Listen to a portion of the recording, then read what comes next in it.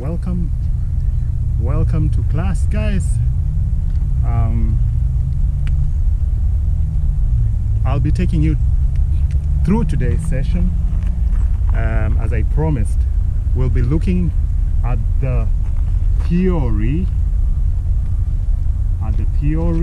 of being one.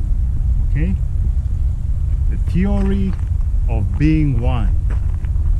And this is a simple theory that states everything in creation is in constant motion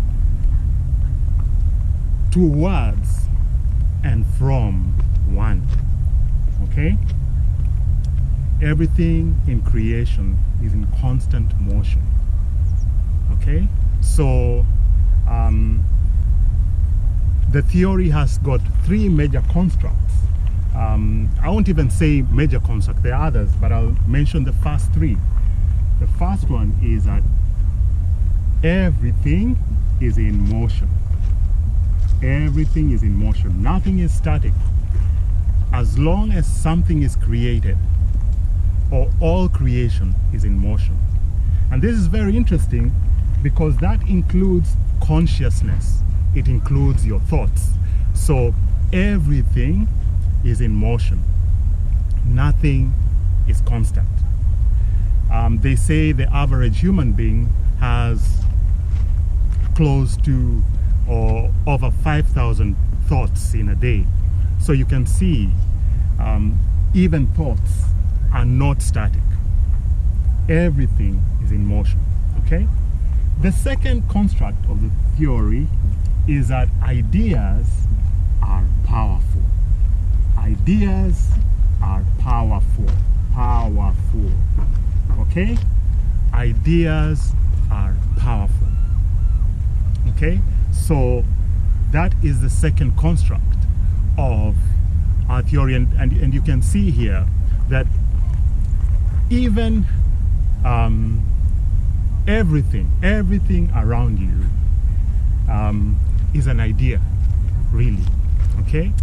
If you look at this pen, if you look at this piece of book, everything starts as an idea. So ideas are powerful. Okay? The third construct of our theory is that can I remember the third one? The third construct of our theory is let me check here very quickly. Third construct of our theory, and you can find this also on our website. Theory of being. Okay, the third construct of our theory is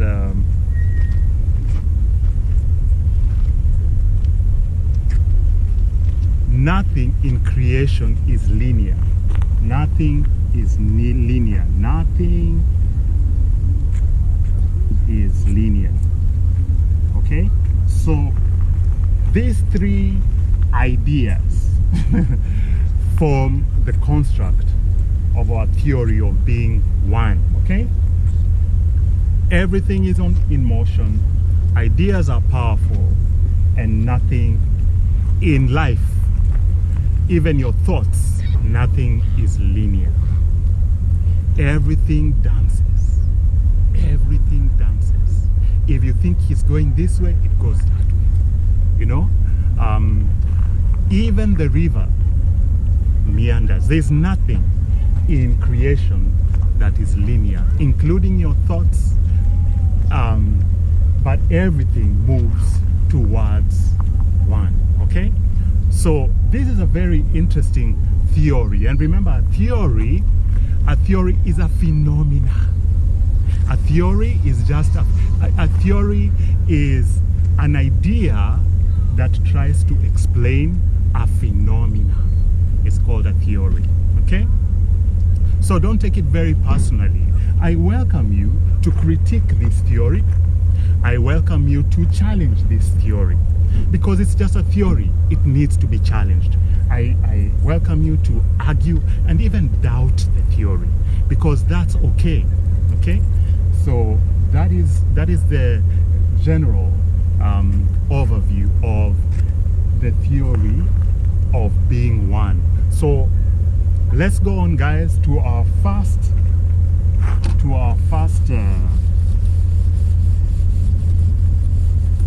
lesson. And if you're there, it's not a mistake. I think the other construct that I should mention is there is nothing that is a mistake. You did not get here by chance or by fluke. Okay, nothing happens by mistake. I'll say the fourth construct that I should mention is there is no mistake. Everything is happening as it should. Okay, there is no mistake. So this theory, in a nutshell, is very hopeful. It's very hopeful for humanity. Okay, everything is in motion towards one. Okay, and nothing is linear. Okay, so when you see chaos and things flying around, don't worry. Everything is happening just as it should. Okay, so let's begin our session with the first topic that we have here, which is called ideas. Okay, so idea. What is an idea? This is our first session, first topic of this theory, and I welcome you to share. One way you can engage this theory is by sharing, by commenting. You can please participate in this class. If you take notes, please do take notes, because this is very important if you want to understand this theory. Okay, so idea, or we can say ideas. What is an idea? An idea, a synonym of an idea would be a thought, right? You would say it's a thought. An idea is a thought. Okay? Or you would say it is a word. Okay? An idea is a thought or a word. But it's just not that. That is waiting to be expressed. It is somewhere. You will say it is in your mind, waiting to be expressed. That is an idea. Okay? That is an idea. If I asked you a question right now, maybe consider this question. What is the most powerful weapon on earth? What would you say it is? What is the most powerful weapon on earth? Would you think of the Hiroshima bomb, the atomic bomb? Would you say that is the most powerful weapon on earth? Or the B-16 bomber? Or feel free even to ask ChatGPT, what is the most powerful weapon on earth? Now, if you answered idea, an idea, this is the most powerful weapon on earth. An idea is very powerful. Okay? And that is why the theory of being one is very interesting. Okay? That's why I find interesting, because it says ideas are powerful. And one of the beautiful abilities that we have, okay, is to have ideas, is to think. So let no one tell you not to think, because if somebody tells you not to think, they don't want you to be powerful. Okay? Because ideas are powerful.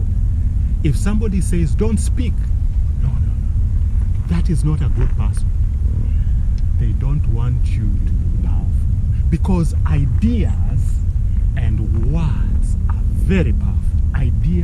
or what. In fact, if you read the good book, it says, the good book says, in the beginning, there was the Word. Think about that for a moment. In the beginning, there was a Word, and the Word became flesh. You see, ideas are very powerful, okay? And that is what we are going through today, okay? So, ideas are the most powerful weapon on earth. Please comment, continue, engage this theory, engage with me. I would love you to engage with me, participate. And if for some reason you feel you need to move on to something else, save this video in your save list on YouTube, okay? Click on it or like and share, and save it somewhere so that you can come back to it, because it's very important that you understand this theory, okay? So we were at the point of I was mentioning that ideas are very powerful, okay? So we will take a moment to do a thought experiment, just to illustrate to you how powerful ideas are, okay? How powerful ideas are. So,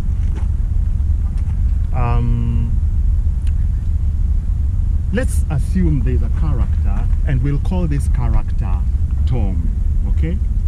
Tom. This is our fictitious character here. We'll call him Tom. And Tom is a banker. Tom is a banker. Okay? Now, Tom is married to one wife, beautiful wife, yeah? And between them, they have two children, a boy and a girl. Wonderful family, isn't it? Balanced, boy and a girl. One boy, one girl. Between Tom and the wife here. This is our fictitious character, okay? So, Tom is a banker, all right? So let me illustrate how ideas are powerful, okay? So Tom is a banker, and he's a banker, okay?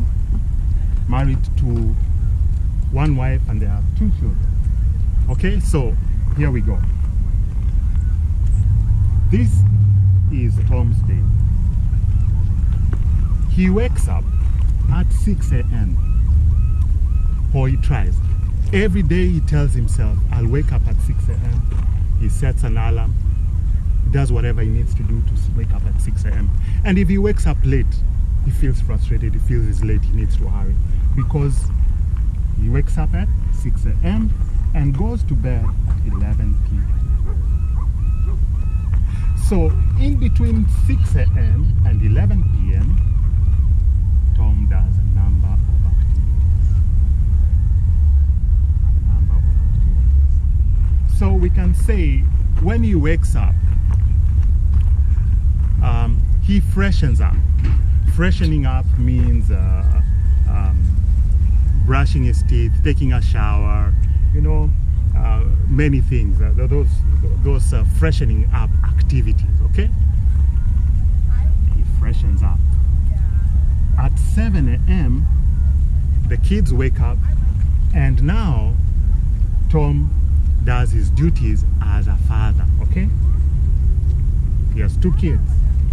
He has to do what? He has to say hi to the kids, he has to do all these things that he has to do, okay? And then, children. And then, if he's not the one to drop the kids to school, by 8 a.m. he is at the bank, because he is a banker, okay? So he goes to the bank, he works until what time? He works until, say, 11:30 or 12 noon, he takes his break. He takes his break, 1 hour break here. Okay? And at 1 p.m. he continues to be a banker. Okay? And he finishes work at 5 p.m. He leaves the bank and does something else. Let me suggest to you, this is all an idea. Why am I saying this is all an idea? Because what we say is Tom's life or Tom's reality is what Tom, an idea that Tom has accepted.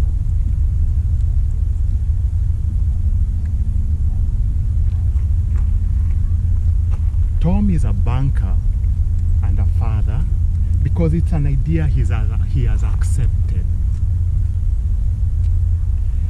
So reality here, reality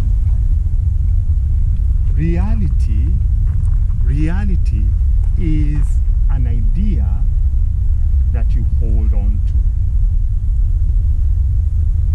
Reality is an idea that Tom holds on to.